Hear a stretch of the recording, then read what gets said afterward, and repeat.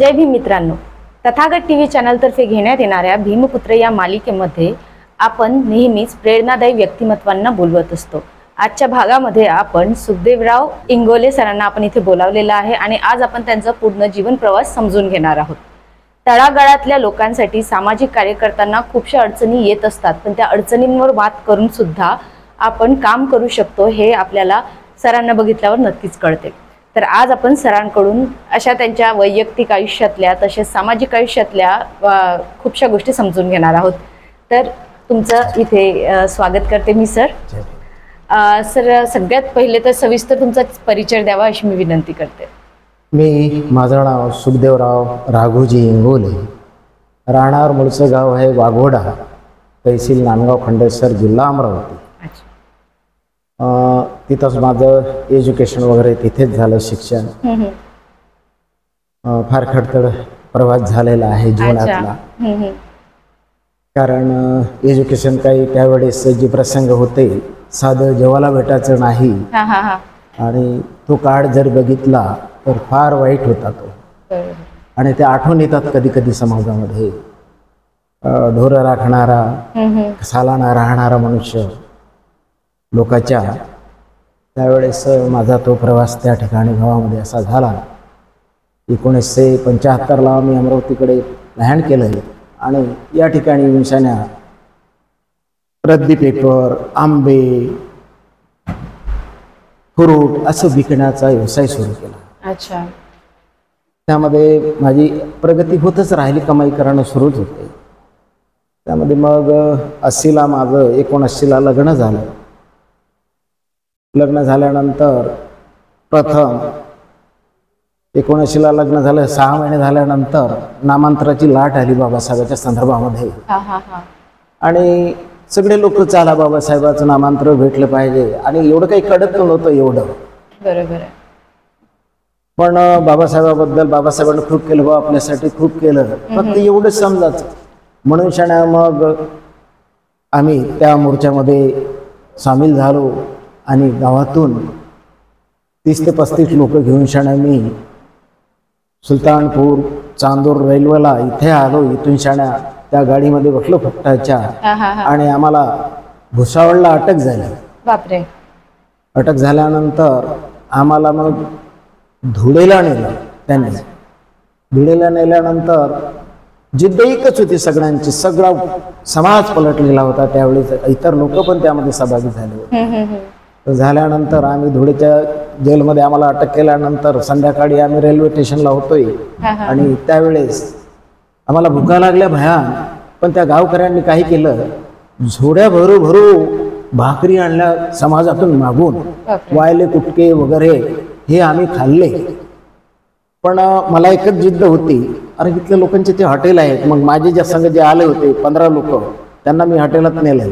म्हटलं तुम्ही भरपूर जेवा, त्याला जेवायला लावलंय, मी जेवलोय, म्हटलं तुम्ही सगळे बाहेर निघा। त्यांना बाहेर काढले, आणि मग तो हॉटेलवाला म्हणाला हो पैसे। अरे मी म्हटलं तुला कळते का नाही, 2 दिवस झाले उपाशी आम्ही, आणि मोर्चामध्ये आलो, तुला तोडफोड करायचं आहे का तुझं? तो म्हटलं बाबा जा। म्हणजे तो पहिला झाला। मग तिथून झालाय, मग पोरं पोट्टे म्हणे उदारपणा असतो त्यावेळेस, त्या वयामध्ये केळ्याची गाडी होती, म्हटलं प्रत्येकाला घ्या रे केळ खा। केळवाला काही नाही बोलला, बिचारा त्याला माहित आहे। तो एवढा प्रामाणिक म्हणला काही हरकत नाही साहेब, तुम्ही खाल्ले तर। असाच फाटला कोट होता माझ्या अंगात, त्यावेळेस काही कुठली परिस्थिती नव्हती, बरोबर। तो असा प्रवास गावातून निघाल्यावर हा प्रवास झाला इथपर्यंत। अच्छा। कष्ट जेव्हा आपण करतो तेव्हा त्या कष्टाला मोल नसतं असं म्हणतात, पण त्या कष्टाचं काही ना काही परत आपल्याला मिळत असतं, काही ना काही मोल आपल्याला त्या कष्टाचं मिळत असतं। सरांनी जसं सांगितलं, खूप अतिशय खडतर परिस्थितीतून ते समोर आलेले आहेत। वेळ प्रसंगी फळं विकून, रद्दी विकून सुद्धा त्यांनी आपलं जीवनमान जे आहे ते चालवण्याचं काम केलेलं आहे। तसंच सर मला विचारायचं आहे की शिक्षण कुठपर्यंत झालंय आणि कशा पद्धतीने झालंय? शिक्षण म्हणजे आमच्या वडिलांकडे काही नसते, आणि ह्या गोष्टी शिक्षणाच्या कुठेच कळल्या नाही, त्यामुळे मला पहिल्या वर्गात टाकलंय, आणि पहिल्या वर्गात कुठलं काही शिक्षणच नाही। मग आम्ही माऱ्या करायचा, आणि त्या पहिलं काय होत्या, त्या फाऱ्या होत्या शाळेमध्ये, हा हा हा त्या फाऱ्या आम्हाला बसायला भेटायच्या नाही, ते ओबीसीच्या पोरांना द्यायचे मास्तर. हा हा हा मग आता आम्ही एवढे बदमाश होतोय का आम्ही ते फाऱ्या सगळं गोळा करायचे आणि आम्हीच बसू त्याच्यावर, कुणाला बसूच देऊ नये. दुसरा वर्ग शिक्षण झालं माझं, हा हा शिक्षण कुठलंच नाही झालं. बापरे. हो, ओके. असा त्यावेळेचा काळ आहे मला. हा हा हा सर, जसं मला सांगण्यात आलं आहे की तुम्ही बौद्ध महासंघाचे जिल्हाध्यक्ष आहात. हो. तर हा प्रवास म्हणजे तुमचं शिक्षण खूप कमी झालंय असं तुम्ही म्हणता आहात, हो. 2री पर्यंत शिकलेले आहात. हो. पण बौद्ध महासंघाचे जिल्हाध्यक्ष बनेपर्यंतचा जो प्रवास आहे तो नक्कीच खूप खडतर असला पाहिजे. हो. तर तो प्रवास आम्हाला सांगा. पहिले तर मी बाबासाहेबांप्रती फार प्रामाणिक राहिलो आणि कुठलीही गोष्ट बाबासाहेबांनी केली ती मला सत्यच वाटायची. अच्छा. एखादा व्यक्ती आला, कोणता लीडर आला, फार चांगला सांगतोय म्हणून शाण्या त्याच्याकडे वळणं माझं पहिल्यापासून. कुठलाही कार्यक्रम असेल तर मी जायचं. मग पहिले काशीरामजीच्या मोमेंटशी जोडलोय. त्यावेळेस त्या मोमेंटला मी प्रामाणिकपणाने सांगितलं का मी हत्तीशिवाय कोणाला मतदानच केलं नाही. हत्तीशिवाय कोणाला मतदान केलं नाही. किती काही सांगत असतील ते का बाबा इकडे करा तिकडे करा, कोणाला मतदान केलं नाही. म्हणून शाण्या तो एक प्रेरणा होती आमची का आमचा हत्ती आहे, पडला तरी चालेल पण आमचा हत्ती आहे, एवढा तो समज होता आमच्यामध्ये. मग काही कालानंतर त्याचा फायदाही झाला, मला खूप फायदा झाला. इकडे वळण्याचं कारण म्हणजे फक्त एकमेव बाबासाहेब म्हणजे बाबासाहेब, दुसरं काही दिसाचं नाही. एकच जिद्द होती की बाबासाहेबांचं जे जे काम असेल ते करण्याचं. आमच्या इथे सत्याग्रह झाला, सत्याग्रहामध्ये गेलो, तेव्हाही आम्ही 21 दिवस जेलामध्ये राहिलो. पण त्या तलावाचं काम मिळून आणलंय. मग कामाला लोकांना लागले, कामाला आम्हालाही पैसे भेटायचे, आनंद व्हायचा. लोकांना काम पाहिजे होतं तेव्हा, बरोबर, म्हणून ते काम पण भेटायचं. असा तो त्यावेळेस आम्ही ते सडकेवर जव विकायचे, मक्याची काहीतरी ते खायचे आणि त्याच्यावर जगायचं. फार कठीण होत होतं पाठ. बरोबर, प्रसंग वाईट आहे तो. तुमचं प्रेरणास्त्रोत बाबासाहेब आंबेडकर होते. बस त्यांच्याकडूनच तुम्हाला शिकवण मिळाली आणि त्यांनी सांगितलेल्याच मार्गावर तुम्ही आजपर्यंत चालत राहिलेले आहे. नक्कीच. मला विचारायचं आहे की सामाजिक कार्य, आता तुम्ही जसं लहानपणापासून सांगितलं की तुम्ही एक थोडेसे रिबेल म्हणजे असे थोडेसे खोडकर प्रवृत्तीचे आणि स्वतःचा हक्क आपल्याला कसा मिळवता येईल या प्रवृत्तीचे व्यक्ती होते. तर मग सामाजिक कार्यामध्ये कसं काय तुम्ही भाग घ्यायला लागले? धावपळ हेच होती का समाजामध्ये काय काय चालतंय. मग ते रत्नबौद्ध महासंघाचं शिबिर केलं 90मध्ये. 90ला ते शिबिर केलं. वानखडे साहेब पण वगैरे होते त्या संपर्कामध्ये माझ्या. आणि ते शिबिर केल्यानंतर पहिलं शिबिर माझं इथं झालं महात्मा फुले कॉलनीमध्ये. मी एक प्रभ आम्हाला ते लीडर म्हणून लाभले आणि त्या शिबिरात गेलो आणि ध्यान साधना वर्ग करणं. मग मला कळायला लागलं का हे रे चाल असा तर बदमाश मीच आहे. इतर लोक बदमाश नाहीत. मीच मटण खातोय, मीच दारू पितोय, मीच शिवा देतो लोकांना, तीच हे करतोय, असा बदमाश तर मीच आहे. मग ते तिथून शाळा फार मोठी प्रेरणा मिळाली मला. आणि ते प्रेरणा मिळाल्यावर मग काय झालं, मनामध्ये ते बुद्धाप्रती फार जागृत झाली, निर्मिती झाली. आणि मग काय झालं, शिबिर सुटलं माझं ते गिलासच दिसेना. म्हटलं साले किती बदमाश लोक आहे रे, एवढं चांगलं सांगतात आणि माझं गिलास घेऊन गेले. म्हणजे केवढीची ती गोष्ट. मी म्हटलं खराब आहे, म्हणलं एवढं ऐकून शाणा जर तुम्ही चोरत असाल तर काही योग्य नाही. बरोबर. मग अनेक शिबिरं केले. शिबिरामध्ये खूप मला लाभ झाला, कारण माझ्यावर माझे जे संस्कार होते ते निघून गेले आणि मी धम्माच्या मार्गाने वडालो. आणि अनेक माझं प्रगती होत राहिली त्याच्यामुळे. कारण दारू पिणं सुटलं, मटण खाणं सुटलंय, वाईट लोकांना पाहणं सुटलंय. त्याच्यामुळं खूप माझी हे झाली, फायदा झाला. भगवान बुद्धांच्या शिकवणीनुसार वागणूक केल्यामुळे सरांना खूप फायदा झाला. त्यांचा अंगी जो उदंडपणा होता किंवा जे वाईट विचार होते त्यांना तिलांजली मिळाली आणि सरांनी आपल्या भगवान बुद्धांचे विचार जे आहेत ते अंगीकारले. त्याचा नक्कीच त्यांना फायदा झालेला दिसून येतोय आपल्याला. आपण कोणत्या राजकीय पक्षात वगैरे काम करता का? पहिल्यांदा राजकीय पक्षात काम करायचं बहुजन समाज पार्टीमध्ये, बहुजन समाज आतापर्यंत होतो, पण मी कुठलं हे नाही घेतलं. पण मला त्याचा लाभ असा झाला की मी माझी पत्नी पण दुसराच वर्ग शिकलेली पाहिजे. अच्छा. पण माझं जेवढं आहे प्रत्येक बुद्धविहाराला भेट देणे, बुद्ध चर्चा करणे, धम्मकार्याबद्दल सांगणे, हे माझ्यामध्ये गुण होतं. कारण मी इकडे शिकलेलो होतो, तेवढंच मी सांगायचं त्यांना. मग ते सांगितल्यानंतर पूर्ण तालुक्यामध्ये मी संध्याकाळी 9 वाजेपर्यंत तालुक्यामध्ये कुठेतरी असायचा. मग आरक्षण आलं, आरक्षणावर माझ्या पत्नीला मी उभं केलं. पर पूर्ण 14 तालुक्यामध्ये माझ्या पत्नीला सगळेपेक्षा जास्त मतं होते, 14 तालुक्यामध्ये. आणि 2012 मध्ये ती सभापती म्हणून शण्या नांदगाव खंडरच्या सभापती झाल्या. त्याचं श्रेय मला समाजाने दिलं. खूप कौतुक करावं समाजाचं तेवढे कमी आहे, कारण माझं काम केलेलं त्याचं फळ मला दिलं समाजाने. आणि मी समाजाप्रती बेईमान नाही झालो. त्या काळामध्ये मी सभापती झाल्यावर पत्नी होती, पण मला ते सभापती तालुका म्हणायचे. जसं आता मास्तर असेल तर मास्तरच्या बायकोला मास्तरी बाई म्हणते. आता ही सभापती झाली, मग मला म्हणायला लागले सभापती. पण मी कुठं उचापती, बायको सभापती, मी उचापती. कारण मला ज्या अनेक गोष्टी समाजामधल्या माहिती होत्या ते तिला काही कळायचं नाही. आता तिच्या गळ्यात जेव्हा हारे टाकले लोकांनी, ती लढायला लागली, तिला काही कळायचं नाही ना. तर बाबा हे कसं काय, मी कसं सांभाळील, कसं लिहील. मी म्हटलं तू सावकाश शांत राहा विचारे, हे पद कोणाला भेटत नाही, साधं सभासद होता येत नाही, तू सभापती झालेली आहे. पण तिला वाटायचं काही मला शिक्षण नाही, काय बोलत जाईन, कसं करील. म्हटलं तू काहीच करू नको, मी उभा आहे. नक्कीच असा तो प्रवास झाला. बहुजन समाज पार्टीमध्ये माझी पत्नी सभापती म्हणून राहिली, त्या तालुक्यामध्ये आणि कामच करत राहिलो. सरांचं तर आपल्याला असंच म्हणावं लागेल ना की आपल्या इथे एक म्हण आहे की एक यशस्वी पुरुषामागे एक स्त्री असते. तसंच आज सरांच्या मिसेस सभापती झाल्या, त्याच्या मागे सरांचा एक खूप मोठा त्यांना आधारस्तंभ होता, त्यांना सपोर्ट होता. तर एक आपण असंही म्हणू शकतो की एक यशस्वी स्त्री मागे सुद्धा एक पुरुषाची मेहनत असते आणि आधार असतो. तर मला तुम्हाला दुसरा प्रश्न असा विचारायचा आहे की तुम्ही जसं सांगितलं तुमच्या पत्नींना तुम्ही सभापतीच्या आसनावर रूढ केलं, तसंच मला तुमच्या कुटुंबाबद्दल विचारायचं आहे की तुमच्या पत्नी सभापती झाल्यानंतर काय काय बदल आले घरामध्ये, तुमच्या घरामध्ये कोण कोण असतं, तुमच्या घराबद्दल थोडंसं सांगा. निश्चित आहे. मला 80 मध्ये एक मुलगा झाला मोठा, सचिन नावाचा, ते डॉक्टर आहे आज. दुसरा मुलगा झाला 82 मध्ये, तिसरा झाला 84 मध्ये. 3 मुलं आहेत. ओके.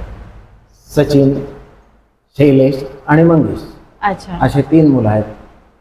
आणि मग मी मोठ्या मुलाला दादासाहेब म्हणायचा, अच्छा, मधल्या मुलाला बाळासाहेब म्हणायचा, याला बाबूजी म्हणायचा. अच्छा. इतर लोक त्यामध्ये हरी मुलाला दादासाहेब म्हणता.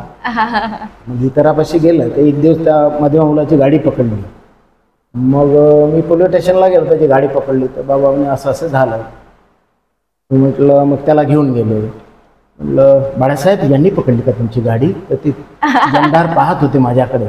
मुलाला बाळासाहेब म्हणतात, तुम्ही मुलाला बाळासाहेब म्हणता? मी म्हटलं मी जर चांगलं म्हणत तर इतर लोक म्हणतील. बरोबर आहे. म्हणून शाने मी मुलाला बाळासाहेब, ते म्हणले साहेब तुम्ही घेऊन जाऊ गाडी.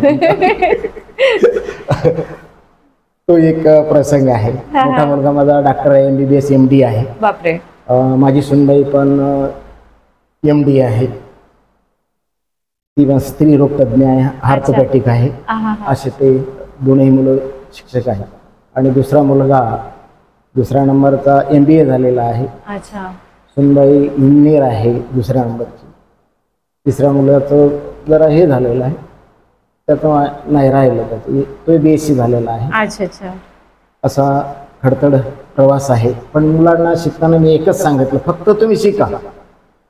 मी पैसे कुठून आणतो, काय आणतो एज्युकेशनसाठी, याच्याकडे लक्ष घालू नका. बरोबर आहे. मी त्याला एकच दम द्या. त्या काळामध्ये मी माझ्या मुलाला शिक्षणासाठी 50 रुपयाचा पेन द्यायचा. त्यावेळेस मुलं चांगलीच राहायचे. फार असा तो प्रवास आहे मुलाचा. सरांनी शिक्षण नाही घेतलं, सर फक्त 2री पर्यंत शिकलेले आहेत, तरी सरांनी स्वतःच्या मुलांना एकाला MBBS MD डॉक्टर बनवलं, दुसऱ्याला MBA करवलं, 3ऱ्या मुलाला पण खूप छान शिकवलं आहे त्यांनी. तर इतकं छान शिक्षण एक व्यक्ती असाच व्यक्ती देऊ शकतो ज्याला शिक्षणाचं महत्त्व कळलेलं आहे. आणि नक्कीच सरांना शिक्षणाचं महत्त्व नक्कीच कळलेलं आहे. सरांनी जरी शिक्षण घेतलेलं नाही, शालेय शिक्षण घेतलेलं नाही, तरी जीवन शिक्षण सरांनी नक्कीच घेतलेलं आहे. आणि जीवनाच्या शाळेत मी म्हणू शकते की सर अव्वल नंबरांनी पास झालेले आहेत. सर मला विचारायचं आहे की तुमच्या नेतृत्वामध्ये तुम्ही आंदोलन वगैरे काही केले आहेत का? त्याच्याबद्दल आम्हाला ऐकायला नक्कीच आवडेल. आंदोलनामध्ये कुठलंही आंदोलन असेल तर मी त्यामध्ये सहभागी झालेला आहोत. समाजासाठी कुठलंही असू द्या. मी घरी राहिलो, मला माहीत पडलं तर मी ते कोणाचे नेतृत्व असेल तर त्यामध्ये मी सहभागी झालेला आहोत. म्हणजे मी सहभागी होतोच. बरोबर आहे. असं त्यामध्ये माझं राहिलेलं आहे. एखाद्या आंदोलनाबद्दल सांगा ना आम्हाला. एखाद्या आंदोलनाबद्दल आता याचे आंदोलन होतं आमचं तलावाचं. अच्छा. आणि तिथं माझा भाऊ वगैरे काही आता हे होता. मग त्याने काय केलं, लोकांचे पगार नाही झाले तर माझ्या भावानं तहसीलदाराला 1 दिवसभर खोल्यामध्ये कोंडून ठेवलं. बापरे. मग सारे पोलीस आमच्या गावामध्ये. अरे बापरे. कुठे शोधायला. आम्ही म्हणायचं बाबा कोंडलं ते कशासाठी कोंडलं, आमचे पगार नाही झाले, तुम्ही अधिकारी आहे आणि तुम्ही ते दिले पाहिजे. मग त्याला सोडून दिलं. मग आम्ही नांदगावच्या तहसीलमध्ये गेलो आणि ते पहिलं माझा मोर्चा, तर त्या आंदोलनासाठी आम्ही झेप घेतली. अच्छा. आणि मग त्या आंदोलनामधून कोणाकोणाला कसा फायदा झाला? लोकांना त्यात काम मिळालं, पैसे मिळाले जे होते. अच्छा, त्यांच्या श्रमाचे कष्टाचे पैसे मिळाले आणि अनेक नवीन कामं दिले आम्हाला. अच्छा. वा. खूप कामं लागली त्यावेळी. म्हणजे एका छोट्यासा आपण बघतो मित्रांनो, एक छोटंसं आंदोलन किंवा समाजासाठी जेव्हा आपण काही करतो त्याचा फायदा फक्त आपल्यापुरती आपल्या स्वतःसाठी नसून आपण अख्ख्या समाजासाठी त्याचा फायदा करून घेत असतो. सर मला विचारायचं आहे की आजची परिस्थिती जी आपण बघतो आहोत समाजामध्ये, आता तुम्ही एवढ्या वर्षापासून खरं तर प्रवास करत आलेले आहात, वेगवेगळ्या प्रकारे तुम्ही स्वतःला संपूर्ण केलं किंवा स्वतःच्या कुटुंबाला खूप चांगलं शिक्षण वगैरे देण्यात आलंय तुम्ही. तर मला असं विचारायचं आहे की समाजामध्ये फिरताना आज तुम्ही जे युवक युवती बघता, आजूबाजूला जे आज काही चाललेलं आहे त्याच्याबद्दल तुम्हाला काय वाटतं? तर तुमच्या घरात तर एक शैक्षणिक वातावरण तुम्ही बनवलं होतं, शिक्षणाचं वातावरण छान बनवलं होतं, पण आज आपण समाजामध्ये फिरत असताना आपल्याला असं आढळतं की परत त्याच गोष्टींची गरज आहे, शिक्षण म्हणा किंवा संस्कार म्हणा या गोष्टींची. तर तुम्हाला काय वाटतं त्याबद्दल? निश्चितच आहे. काय झालं, आपल्या जे बुजुर्ग आई वडिलांनी आपल्या मुलावर कधी लक्षच घालवलं नाही, हा माझा पहिला आरोप आहे. अच्छा. कारण फक्त शिक्षण आणि पैसा, त्याचा उहापोहा, माझे मोठेपण यामध्ये सगळा वेळ गेलेला आहे. बरोबर. मुलाकडे लक्ष दिलं नाही ना, समाजाकडे लक्ष दिलं. मुलाकडे लक्ष दिलं असतं तर काय झालं असतं, तो विहारात आला असतं दर रविवारी, त्याला कळलं असतं भगवान बुद्ध म्हणजे काय, बाबासाहेबांनी काय केलं आपल्याला, विनम्रता असते त्यामध्ये. बरोबर. मनुष्यानं मुलं आपले भरकटलेले आहे. त्याचं कारण खरोखर तर मी आपल्या माणसांना दिलं, आई वडिलांना. दोषी मुलं नाही. बरोबर. दोषी आई वडील आहेत, एवढं सांगेल. हा. खूपदा आपण बघतो की आई वडिलांचं आचरण जे आहे ते मुलं बघत असतात आणि त्यानुसार ते सुद्धा आचरण करत असतात. त्यामुळे आई वडिलांनी स्वतःचं आचरण व्यवस्थित ठेवणे खूप आवश्यक असते, कारण मुलं तेच बघत असतात. मला असं विचारायचं आहे की आपण आता समाजामध्ये फिरता, समाजाच्या लोकांसाठी इतके कामं करत असता, तुम्हाला काय जाणवतं, समाज जो आपला बौद्ध समाज आहे तो तुम्हाला कशा प्रकारे मदत करतो, किंवा अशा काही घटना घडल्या आहेत का की त्यावेळेस तुम्हाला असं वाटलं की जसा सहभाग किंवा जसा आधार सपोर्ट तुम्हाला मिळायला पाहिजे तसा मिळत नाही आहे, असं कधी वाटलंय का? मी त्याची चिंता करत नाही. मी एकच माझं ध्येय होतं, बाबासाहेब एकटे होते, बुद्ध एकटे होते, त्याने काम केलेलं आहे, आपण एकटेच आहोत. बरोबर. आपण काम केलं पाहिजे, त्याचा फायदा हो की नाही हो याच्यासाठी काम करतोय मी. म्हणजे एकटा चालो रे जे आपला म्हटलेलं आहे बेंगोली भाषेमध्ये, की एकटं काम करायचं आहे, एकटं काम केल्या बाकीच्यांचा समाज काय करतो आहे हे न बघता आपण आपलं काम चांगल्या पद्धतीने करणं खूप आवश्यक आहे. तसंच सरांनी अवलंबलेलं आपल्याला दिसतं. सर, आपलं जे तथागत TV चॅनल आहे त्याबद्दल तुम्ही आपल्या प्रेक्षकांना, प्रिय प्रेक्षकांना काय सांगू इच्छिता? निश्चितच आहे. अशा ज्या आपल्याकडे कुठले चॅनल नाही, कुठल्या मुवमेंट नाही, कुठले पत्रकारिता नाही, मोठ्या आपल्याला कुठं जेवढं घेऊ देत, पण आमचे वानखडे साहेब यांनी तथागत त्यांचा प्रवास मी पाहिलेला आहे. त्यांची पत्रकारिता होती, ते अनेक संघामध्ये काम करत होते. त्यांची जी धावपळ आहे ती समाजाप्रती ती फार चांगली राहिलेली आहे. एवढ्या गरीब परिस्थितीमध्ये लोक कोणी जेवढं घेतात नाही घेत, माहीत आहे लोकांना हे फक्त पैसे कमावण्यासाठी असे काम करतात, असा उद्देश आहे. पण त्यांची आपली बाजू मी पाहिली तर त्यांनी आपली बाजू पडू दिली नाही. ती आपलं काम करत राहिले, मग ते यशस्वी झालं काम करत राहिले म्हणून. असा त्यांचं जिकडे पाहून क्षण मला तो आनंद होतो. आणि माझं जे काम आहे मी सांगतो तुम्हाला, मी सभापती असताना 1 रुपया कधी कोणाचा खाल्ला नाही. आणि मी माझ्या 3 एकर वावर गेलो, 23 लाख रुपये गेले माझे त्यामध्ये. बापरे. आलेले पाहुणे जे आहे त्यांना चहा मी माझ्याकडून घ्यायचा, पण तिथला 1 रुपया घेतला नाही कोणाचा. व्हिडिओला एकच सांगायचं, याचे कागदपत्र काय नाही हे सांग मला, काहून काम नाही झालं. त्याला लाजीम नसल्यामुळे तो मला उत्तरच द्यायचं नाही. हो साहेब करून देतो. म्हणजे असं काम होतं मला, प्रामाणिकपणा. खरंच प्रामाणिकपणा ही एक खूप मोठी बाब आहे, खूप मोठी गोष्ट आहे, ज्याच्या भरोशावरच आपण आपलं अख्खं जीवन काढू शकतो. प्रामाणिकपणाने केलेलं काम कधीच वाया जात नसते. मित्रांनो, सर मला विचारायचं आहे तुम्हाला की तुमच्या पत्नी जेव्हा सभापती झाल्या तेव्हा तुमच्या घरातलं वातावरण कसं होतं? आणि कारण एखादी स्त्री जेव्हा घराच्या बाहेर पडते तेव्हा बहुतेकदा तिला घरातले सगळे कामं करून जायचे असतात, मुलांचं करायचं असते, सासू सासरे जर घरात असतील तर त्यांच्या सगळ्या सोयी, खाण्यापिण्याच्या वेळा, औषधांच्या वेळा, म्हणजे एक स्त्री म्हटल्यानंतर तिला भरपूर कामं असतात. तर त्यामध्ये तुमचा कसा सहभाग होता? फार महत्वाची गोष्ट विचारली तुम्ही. स्त्री आणि पुरुष हे दोघेही एकच आहे आणि 2 चाकं जसे म्हणतात त्या पद्धतीनं 2 चाकं आहेत, चालणारा गाडा. आता मी संघाकडून ज्या गोष्टी शिकलोय तर स्वतःचं काम स्वतः करायचं, स्वतःचे कपडे धुवायचे, स्वतःची अंडरवेट बन्यान धुवायची, आपण स्वतः न्यायची, आणि आपल्या जेवणाचं ताट आपण घ्यायचं, धुवून ठेवायचं. ह्या गोष्टी संघाकडून शिकलो. बरोबर. आणि मग तिला खूप मदत झाली. तिला जी आवश्यकता आहे त्या गोष्टी मी तिला देतो. अच्छा. तिला असं कधीच दुखवलं नाही कुठल्या ह्याच्यात.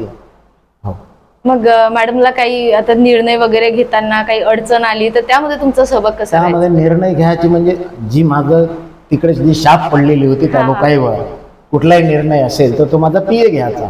असं करायचं आहे साहेब, मॅडमला सांगशील बस. मग नेऊन देणं, घेऊन येणं सगळंच करावं लागलं माझ्याकडे. हो, माझी नात होती एक, ते 3 महिन्याची होती, डॉक्टरची मुलगी, आणि ती आमच्याकडेच होती, डॉक्टर तिकडे होते.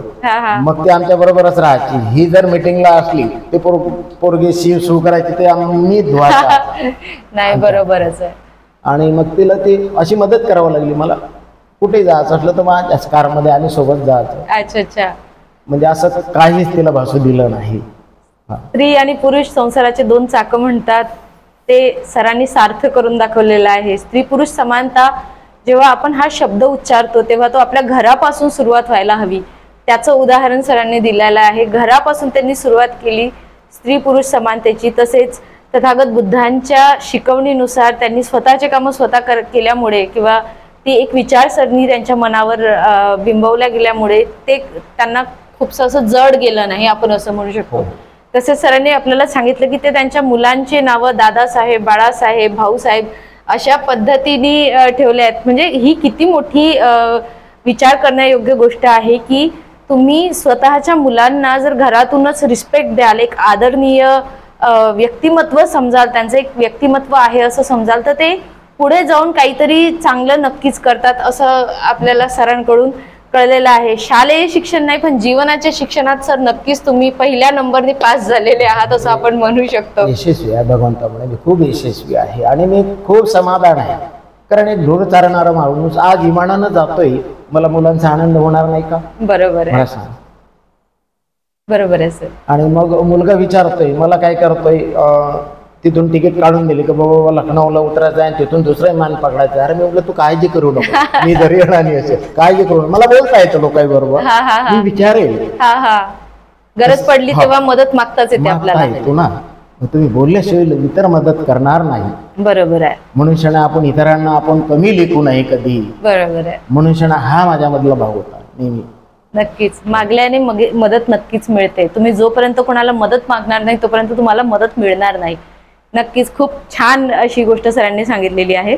सर भारतीय बौद्ध महासंघाचे जिल्हाध्यक्ष आहे, तर सर त्याबद्दल आम्हाला सांगा की सध्या तुम्ही काय काम करता आहात आणि कशा प्रकारे करता आहात. राजरत्न आंबेडकर भारतीय बौद्ध महासभेचे जिल्हा काय म्हणजे त्यांनी निर्मिती केलेली, त्यांच्याबद्दल खूप श्रद्धा आहे. का समाजाप्रती चांगलं वाचन आहे, आंतरराष्ट्रीय दर्जाचं त्यांचं नेतृत्व आहे. आणि मग त्यांनी सांगितलं आपली बौद्धांची अर्थव्यवस्था कशी उभी करावी, आपलं कॉलेज असावं, आपली शाळा असावी, आपले दवाखाने असावे, आपली बँक असावी. आणि ती मनाला गोष्ट जोमली तर निश्चितच अशा प्रकारे जर काम केलं आपण तर समाजाचा विकास होईल. बरोबर आहे. मुलं आपलेच मुलं लागतील, आपल्यालाच पैसे मिळतील. मनुष्यांना त्या बँकेच्यासाठी मी काम करतोय आणि इतरांना सांगतो का बाबा याचे सेल्समॅन बना.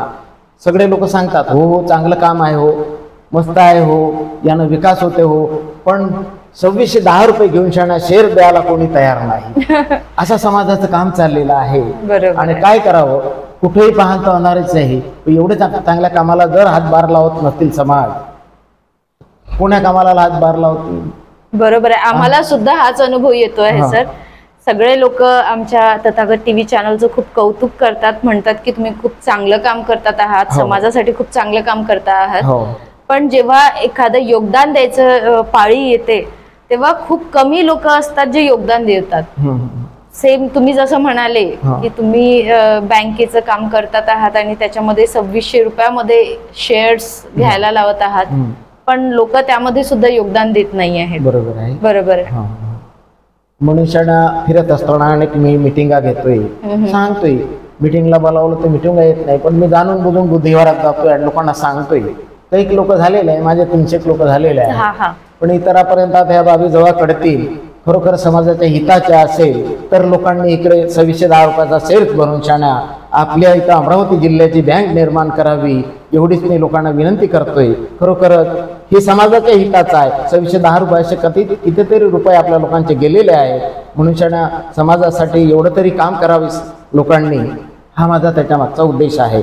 ती राजरत्न आंबेडकरांनी एवढी चांगली मुवमेंट चालवली.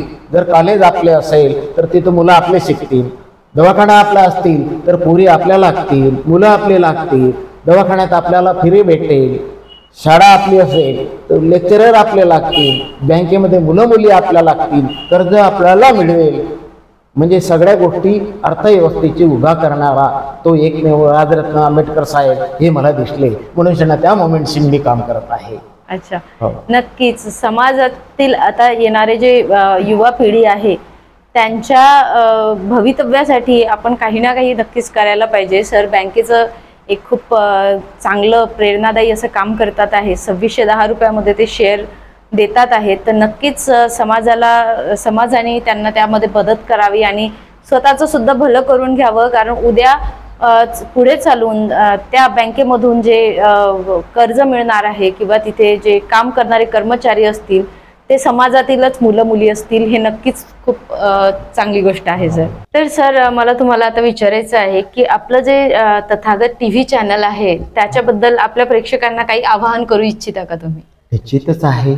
एवढी चांगली सुखकारक गोष्ट आपल्या ज्या वार्ताहर आहे ही कोणच आपल्याला केलेला नाही आणि तथागत चॅनलनं ही पुढाकार घेऊन शाणा त्या चॅनलचं खूप भरभराटीत ज्ञात असलं फुकटात होणार नाही. बरोबर आहे. म्हणून समाजाने त्याला तथागत चॅनलला मदत करावी अशीच मी आवाहन करेन लोकांना. कारण समाजाचं काम आहे, ते समाजासाठीच काम करत आहे, व्यक्तिशा कोणासाठी काम करत नाही. म्हणून समाजाने त्यासाठी तथागत चॅनलला खूप खूप भरून शाणा मदत करावी एवढं मी समाजाला आवाहन करेन. आणि निश्चितच लोक देतील. लोकांनी काही बातम्या असतील, काही तुमचे वाढदिवस असेल, हे तथागत चॅनलकडे येऊन शाणा शेअर करावे अशी मी त्यांना लोकांना विनंती करतो. तथागत चॅनलचे संचालक अरुणराव वानखडे त्यांचे सहकारी जे सगळे हे काम करत आहे त्यांना सगळ्यांना शुभकामना देतोय. असंच समाजाचं काम करत राहतील अशी अपेक्षा करतोय.